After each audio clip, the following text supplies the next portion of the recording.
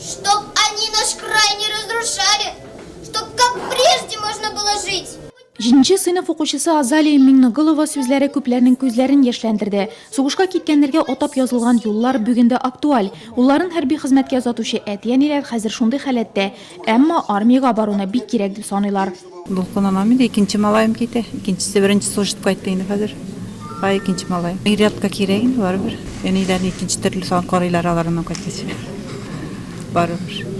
Малайларга кирәк служиттәргә. Шәһәрнең 8-нче мәктәбе әзерләгән күргәзмәләрдән һәм чыгышлардан күренгәнчә, районда яшьләргә хәрби патриотик тәрбия бирү эше югары дәрәҗәгә куелган. Бәлки шуңа да бүген егетләр армиягә теләп китә. 24 яшь, мин Мәрәкәстә укыдым. Хәзер үзем теләгем белән армиягә барырга желание иттем. Хәзер 9 ноябрьдә китергә инде ватрасы. Десантный войскага да ясым кирәк. Мин ничек туры килер, Казанда ничек булыр. Көзге чакырылышта 70ләп нурлатлы хәрби хезмәткә озатылачак. Аларга үз теләкләрен Үзәк хәрби округы инспекторы Анатолий Молоствов һәм башка кунаклар җиткерде.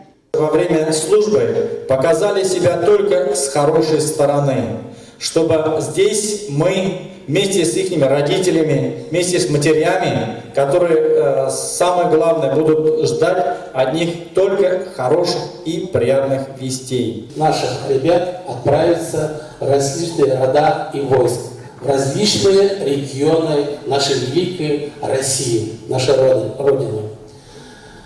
Первая отправка у нас будет 24 октября, скоро, и в количестве 16 человек. А потом последующим согласно плану. Патриотик тәрбия бирү эшендә актив булганнар мактау кәгазьләре алды. Бүген иртәгә армиягә китәргә торган егетләргә исә юл җыелмалары тапшырылды.